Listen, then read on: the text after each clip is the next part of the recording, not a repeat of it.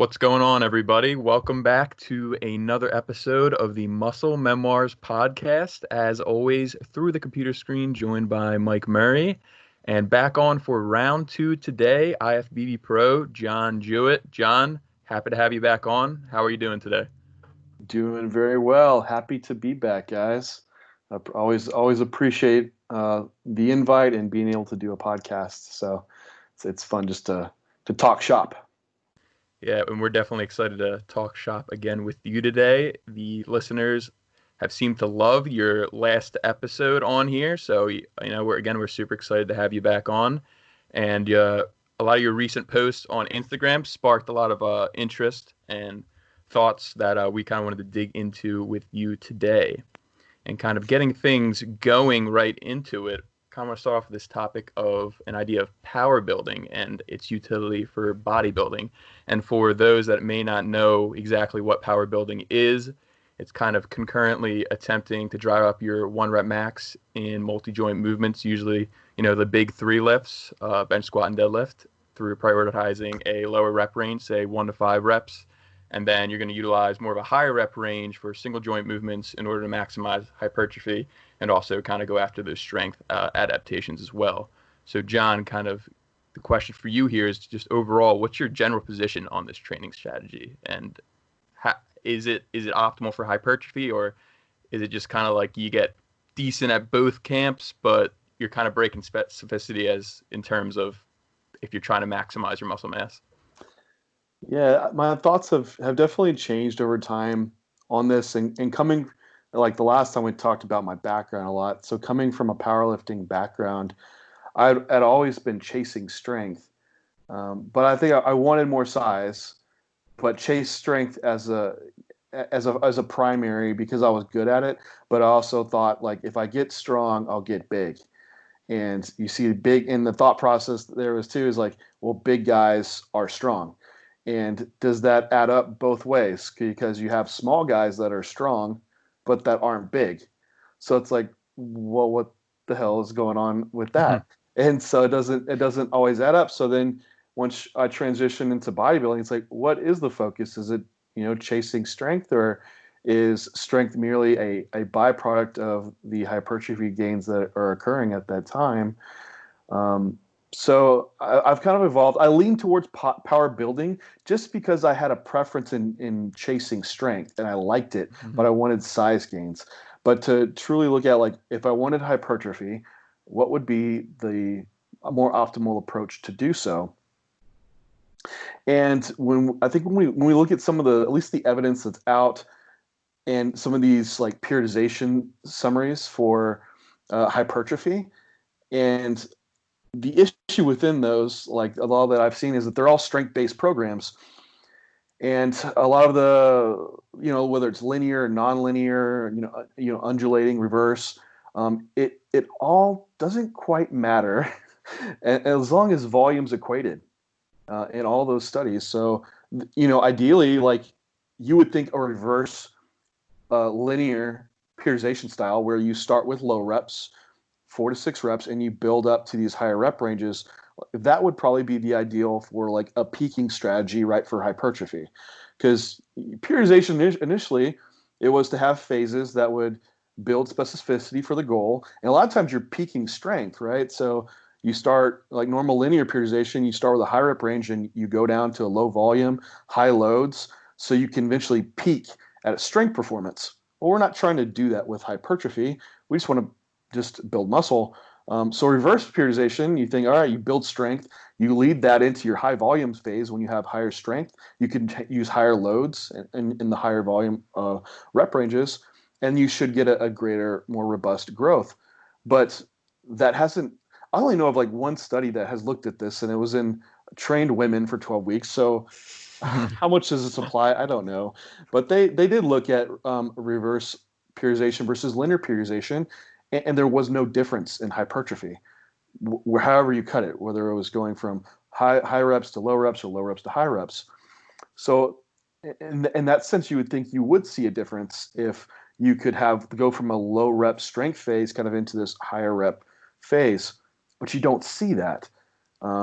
even in some of the studies, undulating periodization, you have like low reps in the early week, high reps later in the week, or having this normal periodization scheme of going from high reps to low reps, the hypertrophy is still the same.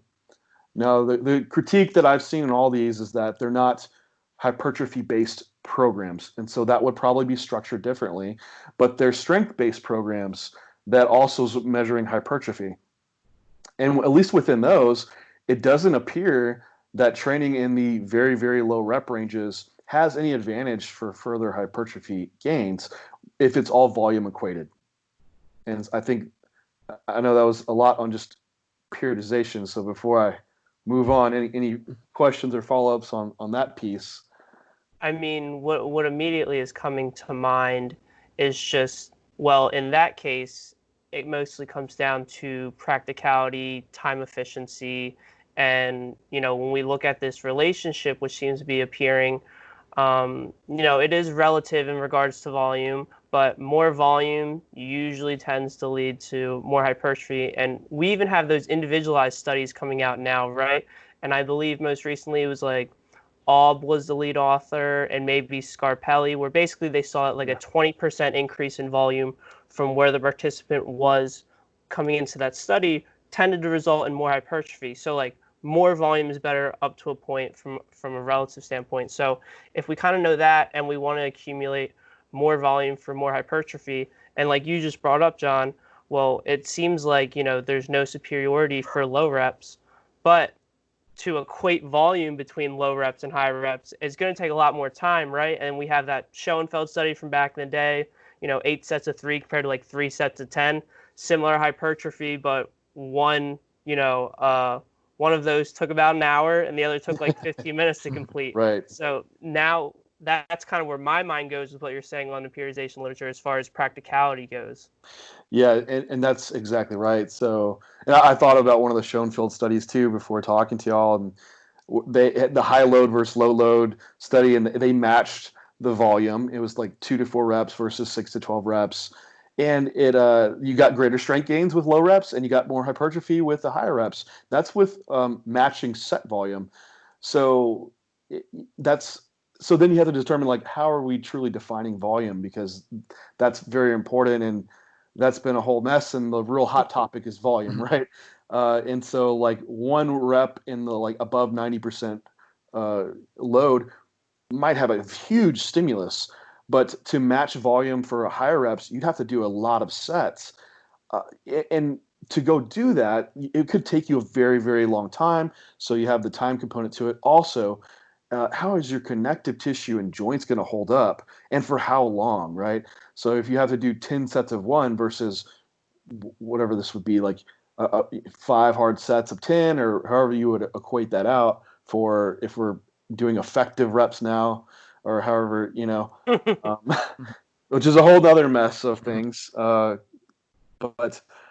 yeah, from a practicality standpoint, it seems like low rep training would probably take away from your higher volume training. And so you might lose some total volume rotating in rep ranges. Now, I think there is probably a way to do a little bit of both. But until we get to that, regarding all this, it still comes down to like training specificity. And what the main tenets that we do know for hypertrophy is that you can use a variety of rep ranges and get good growth, right? 6 to 15 reps, and then there's these outskirts, right? Going maybe 15 to 30 sometimes. You could probably get some growth to 1 to 5, but you definitely don't want the majority of your training volume to be in those rep ranges, because you just have to do so much more of it, or it would impede in other ways. So for hypertrophy specificity, it makes sense to train within those rep ranges so you can get adequate volume and stimulus, and it's not impeded by connective tissue breakdown, and we could limit your training frequency as well. So with that being said, I think it also comes down to how we're looking at strength and hypertrophy. And what I was tied up on was chasing strength for hypertrophy going into sessions. So I'm sure like y'all use logbooks, right? And yeah. how you use the logbook, it takes kind of a different mindset. I've had the wrong mindset for a long time, and I would have my logbook, what I need to hit for the day, going into the session, that I must beat this at all costs, right? That's the only way I'm going to make a stimulus to cause an adaptation. And so going into the session, you would just force it to happen, whether that meant increasing your rep speed, changing the mechanics of the lift, and thinking like, well, now I'm stronger. It's like, well, you're not technically stronger. You're just, mechanically position yourself to lift a higher load. And what is that? That is called powerlifting. That is not bodybuilding. Within bodybuilding, we want to use you want to use the least amount of load possible in the most mechanically challenging position to give you the best stimulus. So it's a very different thought process. So going into a session now with my logbook is more the strength change is more of a showing of the adaptation has occurred to express that strength. So in that I don't need to hit a greater rep or load to truly be within that overload stimulus. And if I keep hitting this within this overload stimulus, the adaptation will occur, and then I can progress in strength or up from there. And that's, more so the logbook now is a verifier that I'm still training at an adequate effort, and to show that I am having this hypertrophy and strength gains occur. So John, sorry to cut you off, Mike, but I think I forget if you mentioned in your one Instagram post regarding it, but if you're someone coming into the gym in the week prior, say you just do flat bench 225 for 10 reps and you come in again and you rack it after the 10th rep on that same set they did last week, is your performance really staying the same, or kind of, as you mentioned there, are you still within, you're providing that stimulus within that kind of window of, I guess, appropriate, where appropriate adaptation could occur? Would you see that as a net negative, or you just, instead of forcing different technique or differing your biomechanics, if you know where I'm kind of getting at with this question here? Yeah. So you need a good gauge to use, and I think this is why the high intensity crowd has some good merit, because it's basically every time you go in, you train just as hard as you possibly can. So you always have this guarantee that you're maxing the stimulus per set. Where that goes wrong is that they start adjusting their technique to beat the logbook. So you need a way to have a standardized effort level to make sure you're always keeping up with the adaptation. Now, say, like you're saying, Cole, if you come in and you match what you did from the previous session, that could still be an overload for an adaptation, a good stimulus. How much? Gosh, I don't even know if we have an ability to really say. And how long could you keep doing that for and still get some type of change occurring before you're truly just maintaining, or maybe eventually even regressing? We don't know. So you do have to make sure that your overload is keeping up with the adaptation, and having a gauge for effort would be a great way to do so. Now, in experienced lifters, we know we're better at saying like where failure is for us, and also if you're 1 to 2 reps shy of failure, and you probably need to be really close within that every session to get a good stimulus from your each set. Now with untrained, they just need to go and they can do whatever they want. They pretty much grow. But as you become an intermediate, I think as you start learning more technique and you can progress those sets farther up, then you need to start learning how to gauge that failure to make sure that you're not underdoing your stimulus per set, right? And I think that's where RIR has become very popular to use as a gauge, but there's a lot of error within that, because we've seen studies where guys are off by like 12 reps of RIR. You're like, holy crap, you're way underdoing volume. So it goes back to like, do you need to just take it there? Take your set to a failure point to know where that truly is for you, or what could be other approaches to use like that safer for people. If it's maybe having some sub effort level work on your big compound lifts than maybe having some like machine work where you can really go all out. You can be safe for like someone that's not experienced and just take it all out. Or maybe that's using like a back off set with a lighter load that could be safer taking a failure and doing it that way to kind of to gauge that effort level. Mike, did you want to add anything there? Sorry. No, I think that was excellent and just a lot of valuable insight there, John. I think as we're kind of summarizing up these points here when it comes to power building, is there anything wrong with it? No. But from a practicality standpoint, you might be spending a lot of time on these multi-joint lifts in this low rep range, whereas you could, be accumulating more volume in that hypertrophic rep range if you just bump those reps up a little bit. And then you might be, more susceptible to connective tissue injury through this style of training. And then as far as mentality goes, it might make you more liable to this, to the faults of a logbook mindset. So when you're power building, you're focused on that 1 to 5 RM on the big three. Then you start to, sacrifice technique and range of motion in order to see those numbers go up, things that we know are beneficial for hypertrophy through power building style training. John, anything to kind of add on those main points there?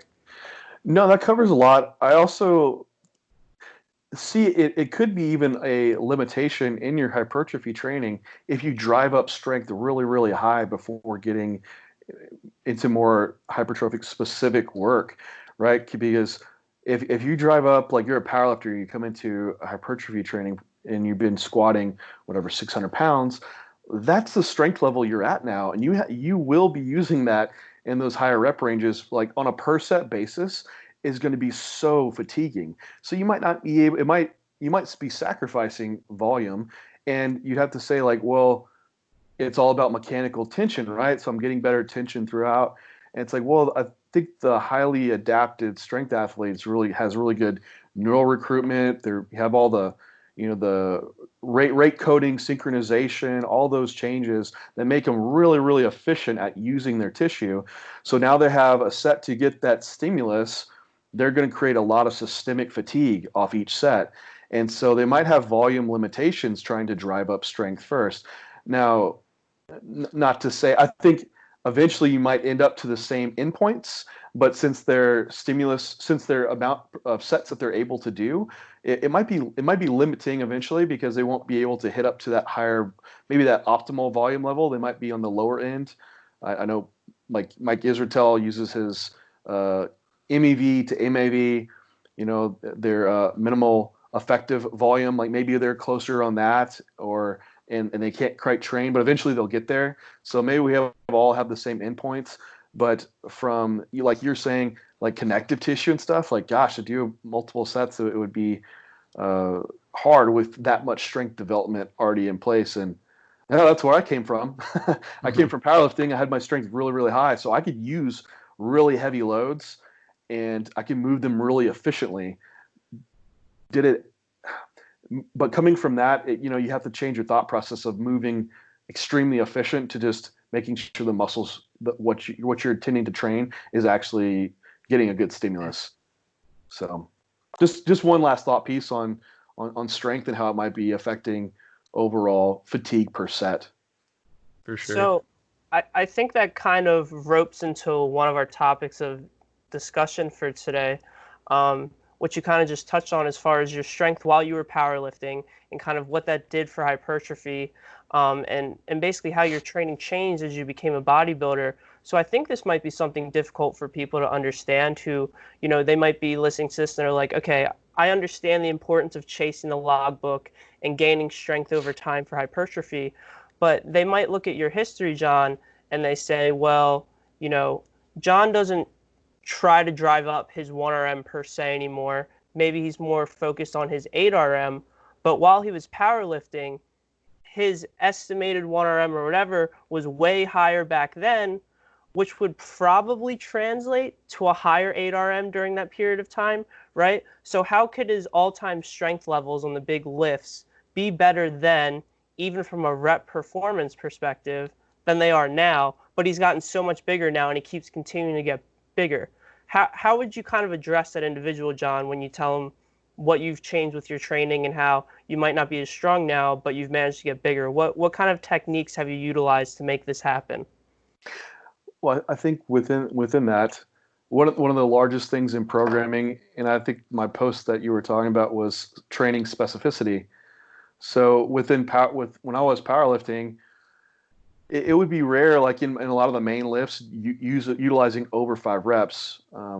I like the West Side barbell type of approach. So it was a lot of like your max effort days were like 1 to 3 reps. Then you'd have like a dynamic speed work day, doing like 8 sets of 3, 75%, 60%. And so like training that specifically for that movement. So I would bench press twice a week. So that's one thing, is that I would do something I want to be good at very frequently. So if you want to say shoot a 3-pointer, in basketball, you got to go shoot 3-pointers all day. So I got really good at bench press because I did it a lot. Then also working those, we know strength is specific to the rep range as well. So if you're not touching those heavier loads, you're not going to have as great of a 1 rep max if you've only been training in the 15 rep max area. So now coming into bodybuilding, the training specificity is for now hypertrophy, which if you look at hypertrophy adaptations, usually it's an increase in work capacity. So you're able to have good work and reps over a number of sets. So I think that was like the largest change, is now that I can take a load and over a number of sets, I can keep a high, if you want to say, strength level.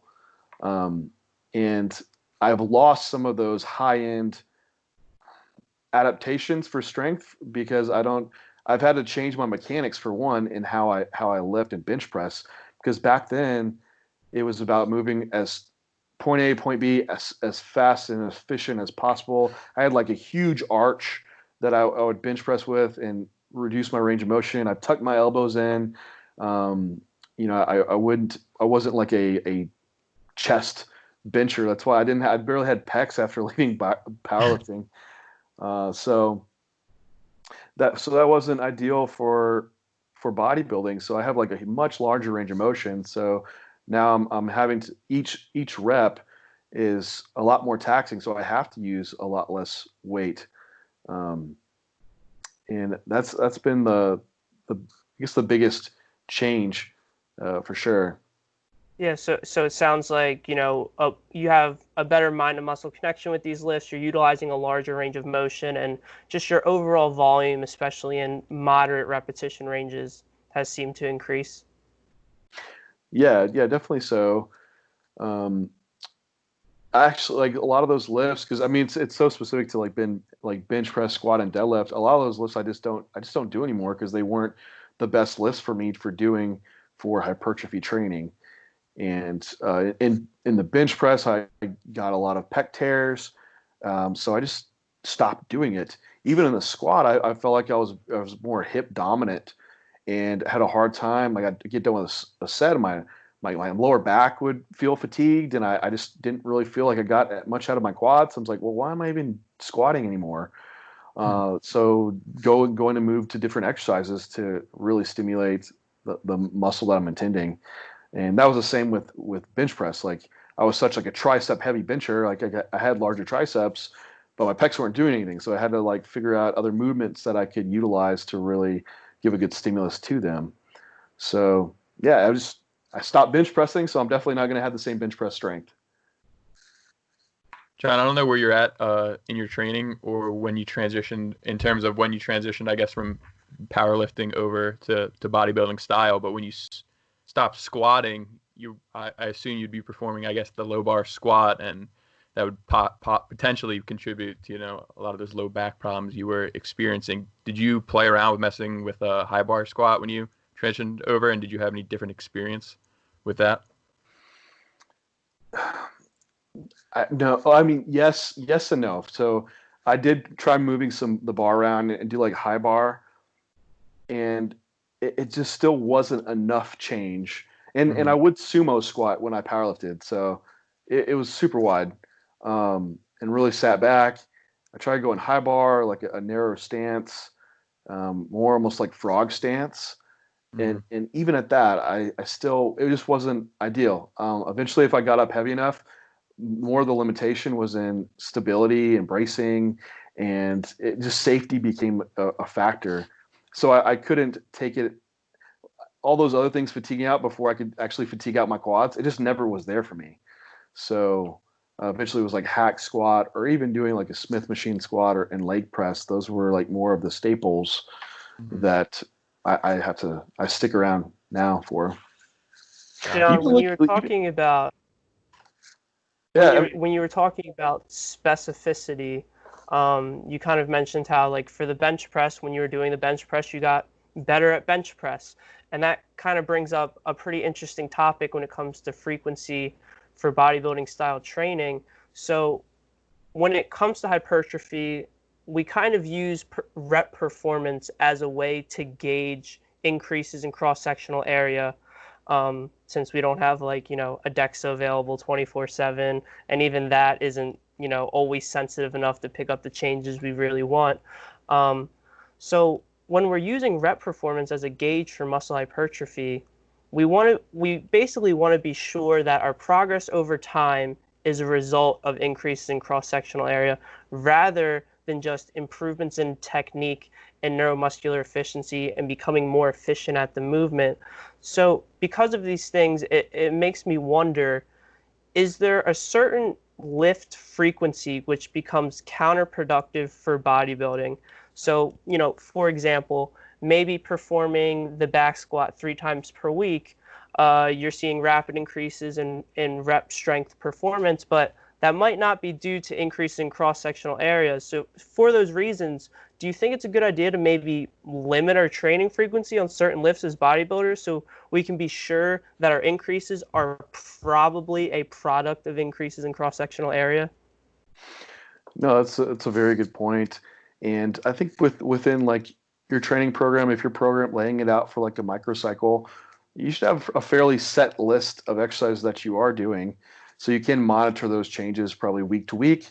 Now within week, I think you could vary those exercises, and I think that variation could also be a smart choice just from an adherence standpoint, but also from a practicality standpoint of like trying to squat uh, 3 times a week or something. I think there was that study with, they had one group that had some set exercise scheme, and the other one had like basically you just pick whatever you want to do for the day. It was like leg press or squat. So basically like varying exercise selection or having this set pattern. And I think the group that actually had the the selector, like auto regulated based on exercise selection, had improved hypertrophy outcomes. So being able to have that auto regulation of different exercise choice, you probably would have the same hypertrophy outcomes. And I think it would probably limit you as far as injury risk, just doing more repetitive motions over time. But you do need some gauge to track. So I have clients that are very like OCD, like nerd, want like the spreadsheets and everything, exactly what to do. Then you'll have like your free spirits that just like, man, I just go off how I feel every day. I'm like, all right, well, we need to meet in the middle a little bit.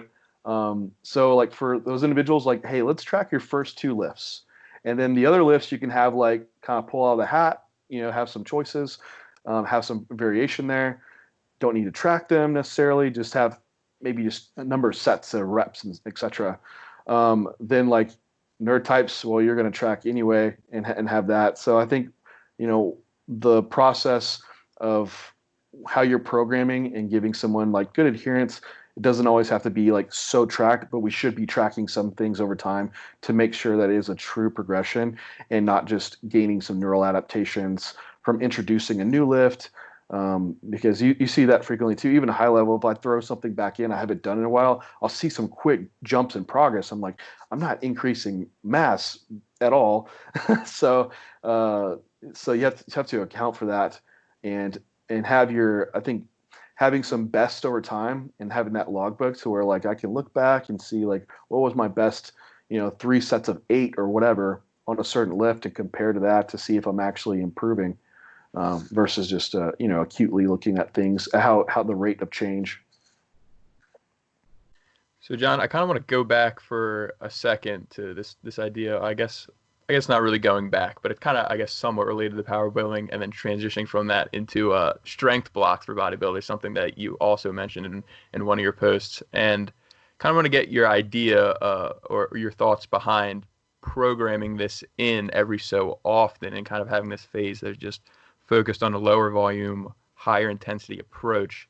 And is there any utility here for it? Because yes, it does technically break specificity in terms of hypertrophy training, but is there any potential here for any resensitization effects that you could potentially respond better to higher volumes in the future? Yeah, I've seen some guys talking about resensitization blocks, and it's an interesting concept. I think a lot of that's coming from I've seen that Bickel study cited a lot, the 2011 paper where they had a group training continuously for, 24 weeks versus the group that trained for 6 weeks and they took 3 weeks off, trained for 6 weeks. And it looks like they all ended up at the same endpoint, but one group would kind of drop off a little bit, then they speed back up and catch up and drop off. So they're like, oh, maybe there's a resensitization happening. And I think there was some like rodent studies that they're looking at that as well. But call it resensitization, or you call it detraining and retraining. I think that is more the case going on.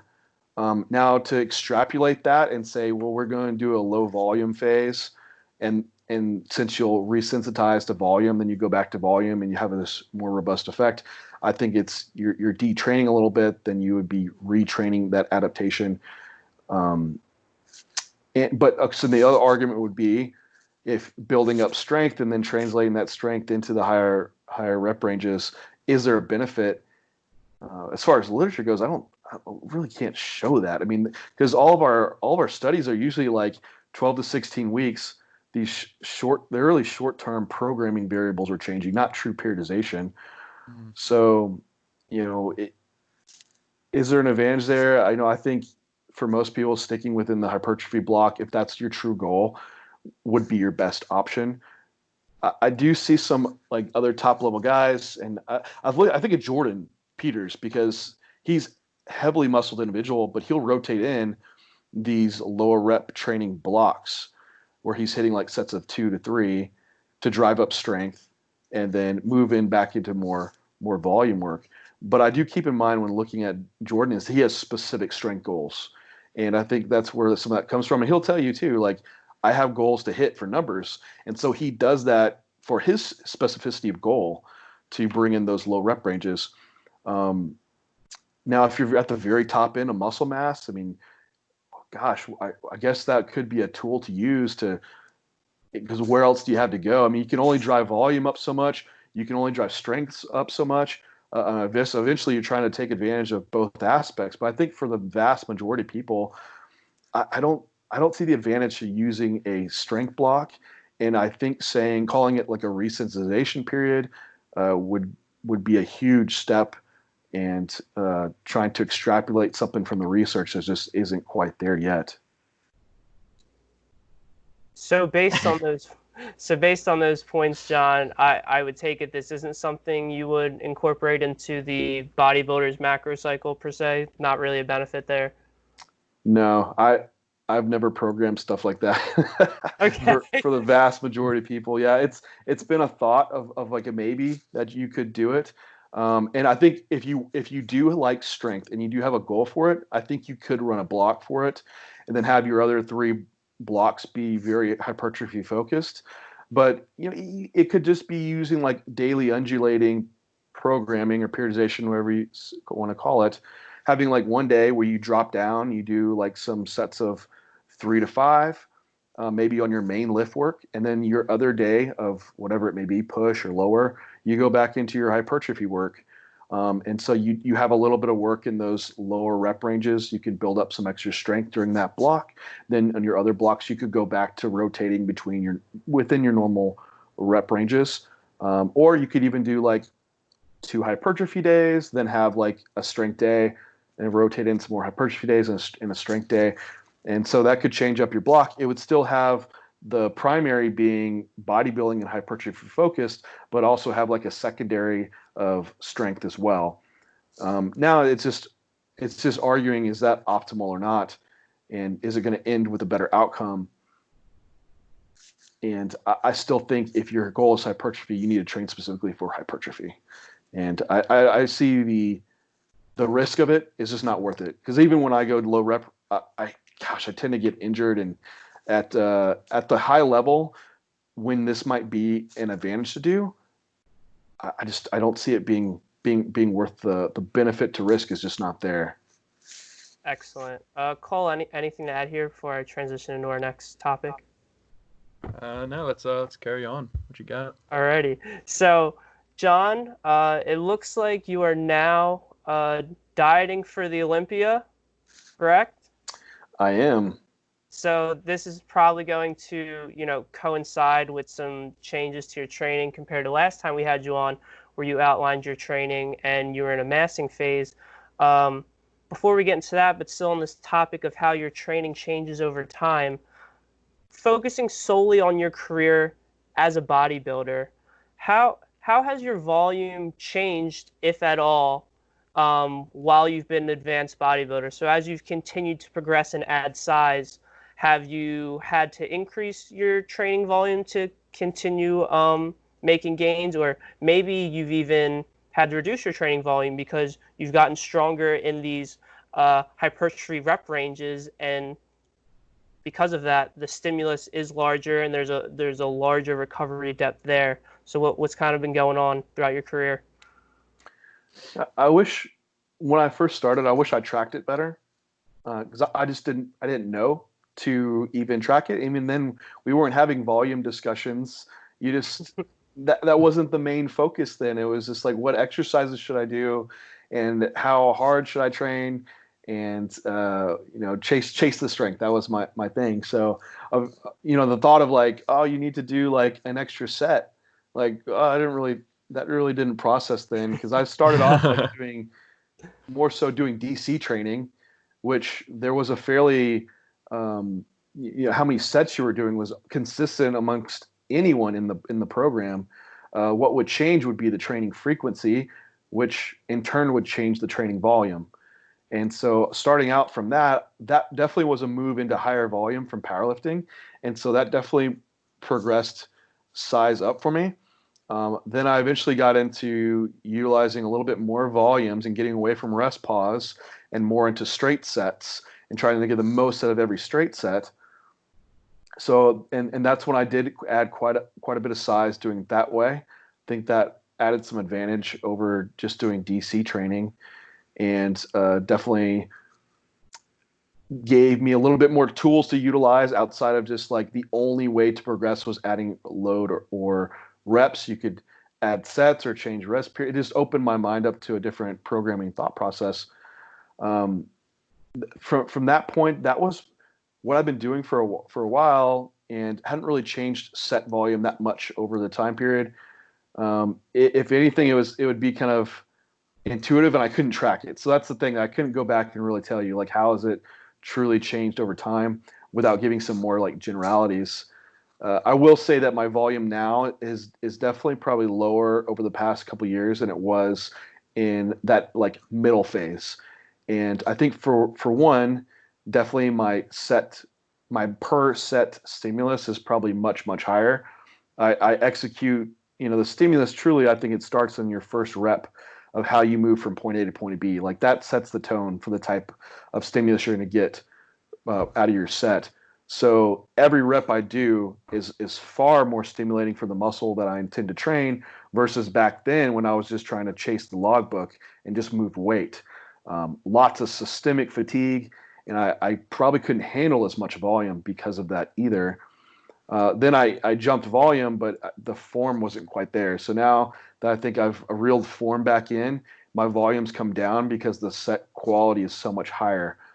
The other aspect to weigh into is that I'm now at a more advanced level in development. So the rate of increase in size is much smaller. So I'm not going to be able to make big jumps in volume, especially week to week. I mean, let alone month to month, or even across larger training phases. Like an add one extra set's a huge stimulus, and my growth rate is just not at that. So if maybe even month to month I'm adding like a little bit of load or reps, like that's a huge increase. And over these past couple of years, my stage weight hasn't really changed much. So you're almost, would I argue, like, John, you're pretty much at maintenance mode, which is sad to think. But I think a lot of like even natural pros, you almost feel like you're at maintenance mode, and you won't have much changes in your volume or anything at that point. It's just really improving load and reps or quality of it. Over this past year, though, I have definitely made some size improvements. And when I look back at my pictures around this 240 mark, I take calipers and everything, and I don't track DEXA or anything. I don't even think it's that accurate to show like that close of change. But around the 240 mark, I mean, I was definitely leaner. I'm definitely leaner now than I was. And over this past year, set volume hasn't changed drastically. It really hasn't. I think it's been more so like structuring exercise selection and executing those sets. And that's been a bigger driver than like really trying to jump volume up a lot. Now, in certain areas, I did increase volume, but it's for muscle groups that you could add sets in, and it wouldn't be a huge recovery debt to have to recover from. Like a side lateral, like I could add on a side lateral, and it's not going to be that big of a deal. But adding sets onto main lifts, no, it's typically very within a very tight range. That was my long-winded answer. So, John, for those that are constantly chasing the logbook and maybe kind of in related to your past self, I guess would you recommend on a per rep basis, kind of standardizing your technique and kind of eking the most stimulus out of each rep that you can possibly get before just jumping sets and making these huge increases in the amount of work that you do per session and overall?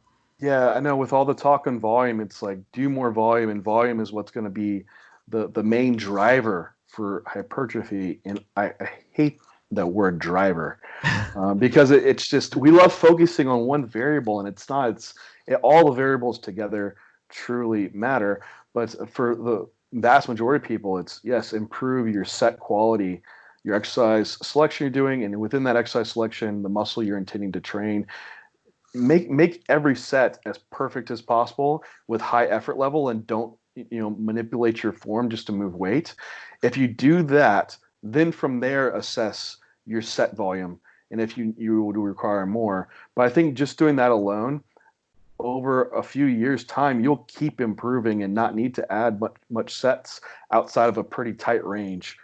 Because it's, even for me, it's taken years to try to get to where I'm doing quality sets, and I've continued to improve even now doing it. So, and even at the highest level, I have guys coming to me for training that are pros, that are highly developed, and I look at their execution, and a lot can be worked on, to say the least. So, even at these higher level guys, you can really improve set execution, and not need to add volume in, but just improve the volume that you're already doing. Some excellent points there, John. So, John, as we're wrapping things up here, how about you just give the listeners a little update about what's changed in your training since last time? Obviously, if they want to tune into this a little bit more, they should follow your series on the Animal YouTube, where you provide some updates in regards to what's going on with your training and diet, and follow you on Instagram. But in regards to your training, how has that changed since you've been dieting, and is there just a general approach that you tend to use when it comes to dieting and how you change your training? So entering into prep, honestly, I don't change my training. I know that was like such a lackluster answer. You're waiting for this groundbreaking thing about what I do. No, it hasn't much has really changed, because food's relatively at a reasonable spot and performance is still good. So I haven't changed training much at all. No, outside of just, I've had some chronic like shoulder things going on from like overuse, more so from my mechanics of like being at a computer all day. And so I have to be pretty savvy with like exercise choice and volume and auto regulating that. So that's been what I've been trying to nail down more of this going into prep. And I think my push days is where I've tried to hit. I always try to bring up chest. I think I've structured exercises just kind of poorly around. So I've kind of moved more to like a shoulder focused day and more of a chest focused day. And between sessions, that's given me some improved recovery time. So, but as far as like, yeah, going into prep, nothing really changes for me yet. What I've always done in the past is just I decrease volume as I approach close to contest, and even spread that volume out over more days.